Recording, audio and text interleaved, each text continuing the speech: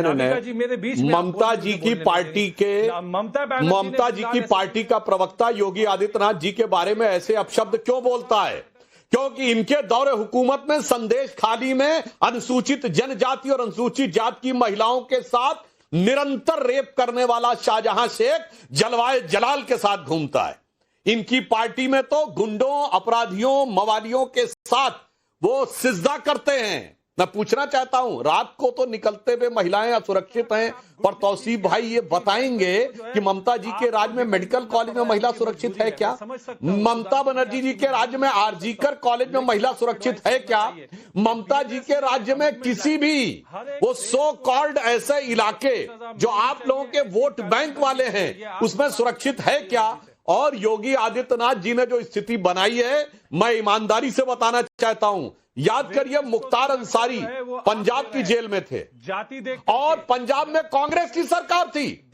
मुख्तार अंसारी ने कोर्ट में हलफनामा दिया और रिक्वेस्ट दी कि मुझे यूपी की जेल में न भेजा जाए। मैं कांग्रेस सरकार के दामने रहमत में उनकी जेल में पंजाब में बहुत अपने को महसूस कर रहा हूं। आज स्थिति ये है, एक दौर था भाई साहब, ये बात है जो विरोधियों के समझ में आ ही नहीं रही। मोदी विरोध में जीने वाले कब सच्चाई देखेंगे मुझे पता नहीं। आपस में एका है नहीं, चले हैं बस मोदी विरोध में अपनी सरकार बनाने। क्या है एजेंडा? एकमात्र मोदी विरोध। मोदी को हटाना है, हमको आना है।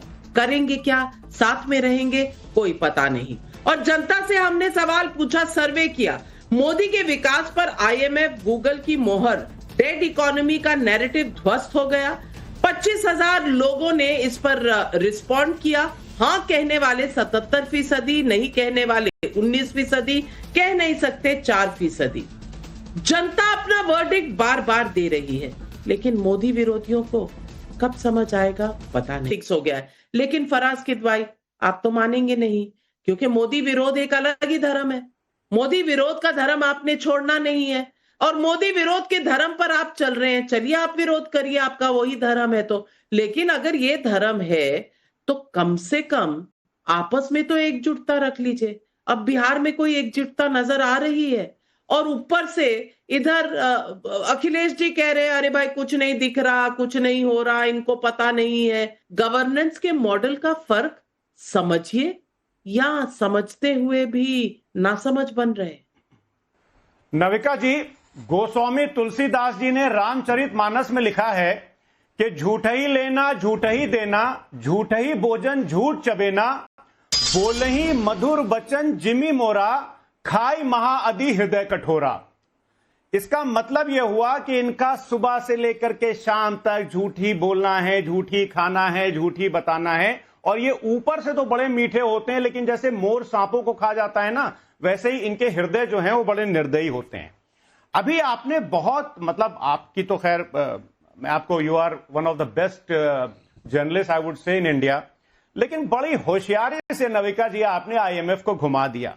ये लीजिए, आज ही के अखबारों में हेडिंग है आईएमएफ की कि after world bank IMF also cuts India's financial year 27 GDP growth forecast by 20 basis points, lower its GDP growth forecast to 6.2% days after the World Bank announced a similar cut.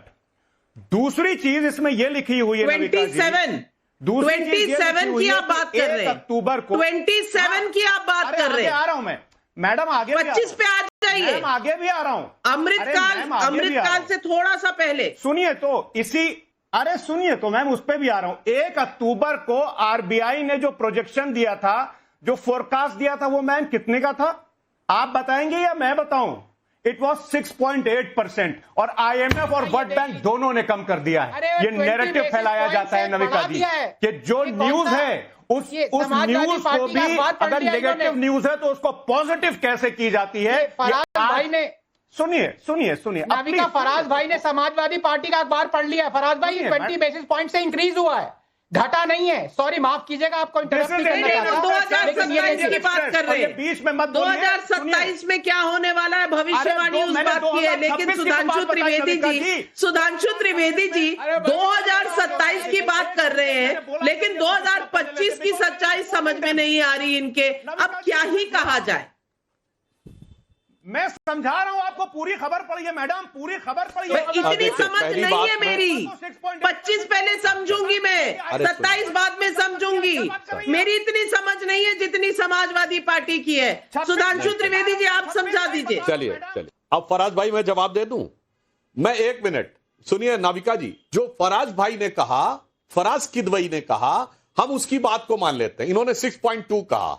आज rate of inflation 1.54 है, यानी growth rate of inflation यानी महंगाई की दर की 4 गुनी विकास दर है।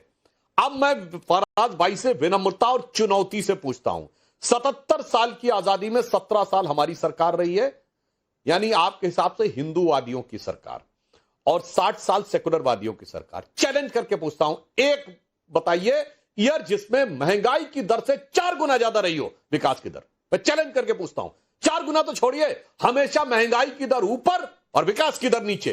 2013-14 में याद करिए, एक दौर तो ऐसा था, लोग कहते हैं ना 50 साल पहले 1974 में 27% महंगाई की दर और विकास दर 1%। फराज भाई याद है आपको, भारत की विकास दर 1.5, 1.25, 2, 2.25 रहती थी। तो भारत का मजाक उड़ाया जाता था कि India can never cross 2% because this is a Hindu growth rate. Hindu growth rate 2% ही रहेगी भारत की। आपकी बात मान ले तो भी 4 गुना ज्यादा है साहब। और एक और बात समझिए, 6 मार्च 2023 को राहुल गांधी ने इंग्लैंड में जाके कहा था, why the defenders of democracy England and America are silent and not interfering in India. और आज आपको पता, डिफेंडर्स ऑफ डेमोक्रेसी जो आपके थे, so called defenders of democracy, सबसे बड़ा डेलीगेशन लेकर ब्रिटेन के प्रधानमंत्री भारत आए। उन्होंने खुद कहा, this is the biggest ever business delegation taken by United Kingdom to any country, that is to India. अरे भाई, इतना तो समझ लीजिए, क्या विकास की दर, क्या महंगाई की दर और क्या चीज बन रही है। और मैं दूसरी बात कहना चाह रहा हूं, फिर जो कोई आंकड़ों में बैठ के करना चाहे वो तो अलग बात है। मैं पूछना चाहता हूं, अगर हमारे 80 एयरपोर्ट एक्स्ट्रा बने हैं तो कौन बना रहा है? अगर 100% इलेक्ट्रिफिकेशन ऑफ रेलवे हो गया है तो कौन कर रहा है? रोजगार नहीं क्रिएट हो रहे हैं। 37 किलोमीटर पर डे सड़क बन रही है तो कौन बना रहा है? रोजगार नहीं क्रिएट हो रहे हैं। अगर 4 करोड़ प्रधानमंत्री आवास बने हैं, 11 करोड़ शौचालय बने हैं, भारत ने विमान वाहक युद्धपोत बना लिया है, ब्रह्मोस बन रहा है, कौन बना रहा है? फराज भाई, उत्तर प्रदेश में डिफेंस कॉरिडोर में ब्रह्मोस की फैक्ट्री लगी है, जिसका उद्घाटन रक्षा मंत्री जी 18 तारीख को करने जा रहे हैं। बाकायदा प्रोडक्शन शुरू होने जा रहा है। उद्घाटन तो पहले हो चुका है, अब प्रोडक्शन शुरू होने जा रहा है, जिसका निर्यात भी होगा।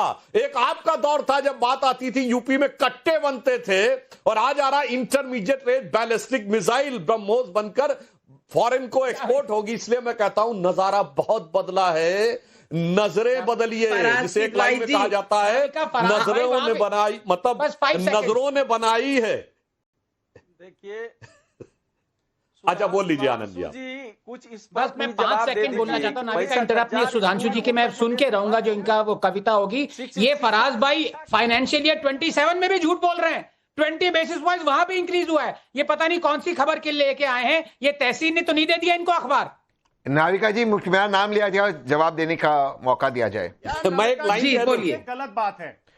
देखिए, इनकी नजरों के लिए कहना चाहूंगा कि नजरें जो न होती तो नजारा भी ना होता, और दुनिया में मोदी विरोधियों का गुजारा भी ना होता। नजरों ने सिखाई इन्हें शोखी भी अदा भी, नजरों ने बनाया है इन्हें खुद भी खुदा भी। अभी अपनी नजर में खुद खुदा बने हुए हैं, उस नजर का तो कोई कुछ नहीं कर सकता। ये तो सब नजर का फेर है। बिल्कुल, तो सही नजारा मैं क्या कहूं, मुकर्रर कहने को जी कर रहा है फराज भाई। अब इसमें तो कोई आपको जगह नहीं मिलेगी कुछ कहने की, पर 30 सेकंड देती हूं काउंटर के लिए। ठीक है नाविका जी, अब ध्यान से सुनिएगा। मैं फिर उसी रिपोर्ट पर आ रहा हूं जो आज इंडियन एक्सप्रेस में छपी है। इसमें 2026 के बारे में भी बताया गया है कि 1 अक्टूबर को आरबीआई ने जो 6.8% का फोरकास्ट किया था, उससे वर्ल्ड बैंक और आईएमएफ ने कम करके 6.2% कर दिया है। अब आगे बढ़ते हैं। अभी आपने उत्तर प्रदेश की बात की, घाटमपुर में नाबालिग से रेप, माइनर रेप, मर्डर इन देवरिया, एक 8 साल की बच्ची के साथ गैंग रेप होता है। लखनऊ में अमृतकाल के इस उत्तम प्रदेश में एक 8 साल की उत्तम प्रदेश में गैंग रेप होता है। राजधानी की मैं बात बता रहा हूं। 19-year-old raped by 23 in 7 days in Uttar Pradesh. Faraz की दुआ